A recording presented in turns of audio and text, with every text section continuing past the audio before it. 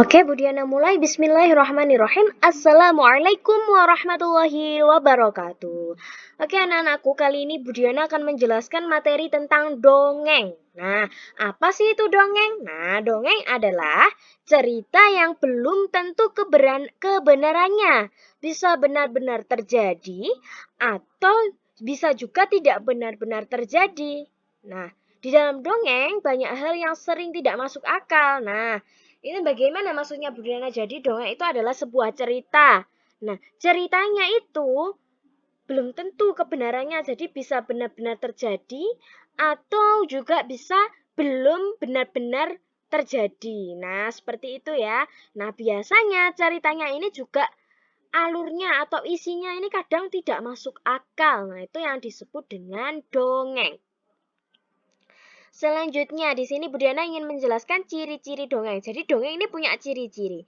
Ciri-ciri yang pertama, diceritakan dengan alur yang sederhana. Nah, alur itu apa Bu Diana?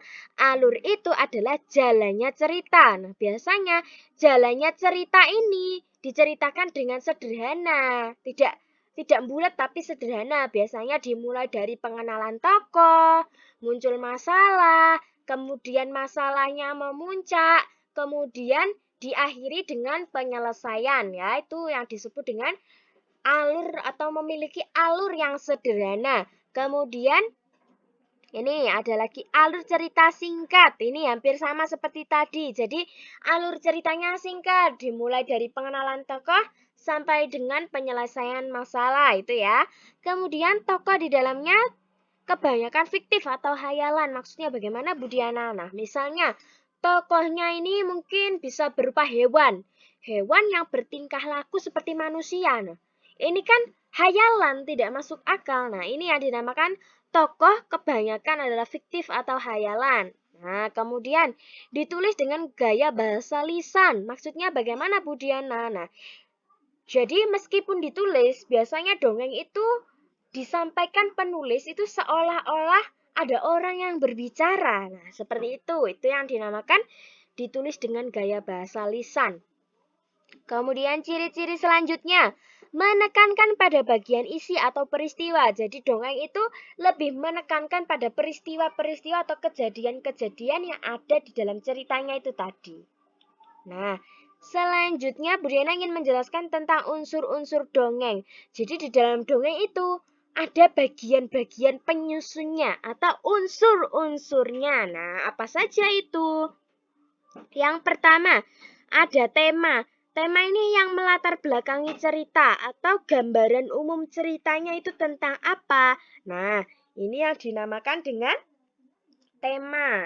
Jadi misalnya temanya tentang kejujuran, tentang kepahlawanan. Nah, itu ya yang dinamakan dengan tema. Selanjutnya ada judul. Judul itu biasanya ditaruh di bagian paling atas cerita atau kalau dalam bentuk buku biasanya di sampulnya itu ada judul ya. Itu. Misalnya cerita tentang Gunung Tangkupan Perahu atau cerita tentang kancil dan buaya itu ya. Kemudian ada tokoh dan penokohan. Nah, di dalam cerita itu ada tokoh. Tokoh itu apa Bu Diana? Tokoh itu adalah pelaku. Jadi di dalam cerita itu siapa yang memerankan ceritanya? Mungkin ada kancil, ada buaya, itu ya, itu tokoh. Kemudian penokohan. Nah, penokohan ini nama lainnya adalah biasanya sifat, watak, karakter, itu ya, itu. Penokohan ini adalah sifat dari pelaku. Pelaku ini memiliki sifat yang bagaimana? Mungkin bisa sifat yang dia jujur, dia cerdik, atau lain sebagainya ya. Kemudian sudut pandang. Nah, sudut pandang ini di dalam cerita, khususnya dalam dongeng, itu biasanya sudut pandang yang digunakan adalah sudut pandang ke-1 dan ke-3. Tapi kebanyakan adalah sudut pandang ke-3. Jadi menceritakan tentang kalau sudut pandang pertama berarti menceritakan tentang dirinya sendiri, aku, seperti itu. Kalau sudut pandang ketiga biasanya menceritakan orang lain, mungkin si nenek, mungkin si buaya, atau si apa gitu ya, menceritakan orang. Nah, itu sudut pandang ketiga. Kemudian alur. Alur ini adalah jalannya cerita. Jadi itu tadi, jalannya cerita ini bagaimana sih? Dimulai dari apa? Dimulai dari pengenalan tokoh, kemudian muncul masalah. Nah, seperti itu yang dinamakan dengan alur. Kemudian selanjutnya ada amanat atau nama lainnya biasanya pesan moral. Nah, amanat atau pesan moral itu apa sih Bu Diana? Jadi, amanat atau pesan moral itu adalah sesuatu pesan yang ingin disampaikan oleh penulis kepada si pembaca. Contoh, misalnya ada cerita yang menceritakan bahwa akibat seseorang ketika sering berbohong, maka tidak dipercaya orang lain. Nah, berarti amanat yang ingin disampaikan penulis kepada pendengar atau kepada pembaca adalah bahwa kita tidak boleh berbohong. Supaya apa? Supaya dipercaya orang. Nah, seperti itu ya. Kemudian selanjutnya ada jenis-jenis dongeng. Jadi dongeng ini banyak sekali jenisnya. Apa saja Bu Diana? Yang pertama, ada mite. Mite menceritakan mengenai hal-hal gaib. Nah, hal-hal gaib itu apa Bu Diana? Hal-hal gaib adalah hal-hal yang tidak bisa dilihat oleh mata manusia. Jadi makhluk-makhluk halus, makhluk-makhluk gaib. Nah, biasanya ceritanya itu tentang dewa, tentang hantu, tentang peri, dan hal-hal gaib lainnya. Contoh, kisah tentang Nyi Roro Kidul. Kemudian kisah tentang asal-usul padi Dewi Sri dan masih banyak lagi. Kemudian jenis dongeng yang kedua ada sage. Nah, sage ini biasanya menceritakan tentang kepahlawanan, keperkasaan, dan kesaktian seseorang tokoh. Jadi biasanya cerita-cerita kepahlawanan itu masuk ke dalam jenis dongeng sage. Contohnya apa? Calon Arang, Ciung Wanara, Air Langga, kemudian Pangeran Diponegoro, dan masih banyak lagi ya. Nah, itu yang dinamakan dengan jenis dongeng sage. Kemudian selanjutnya ada fabel. Fabel itu yang bagaimana Bu Diana? Jadi fabel itu adalah cerita yang tokoh utamanya itu adalah hewan yang bertingkah laku seperti layaknya manusia. Jadi dia bisa berbicara seperti manusia, bisa makan seperti manusia, bisa pergi ke sekolah, ke pasar. Pokoknya pelakunya hewan, tapi seolah-olah dia seperti manusia. Nah, itu yang disebut dengan fabel. Contohnya ada apa Bu Diana? Contohnya ada kancil dan buaya. Kemudian kisah tentang monyet yang sombong. Dan masih banyak lagi. Kemudian selanjutnya ada legenda.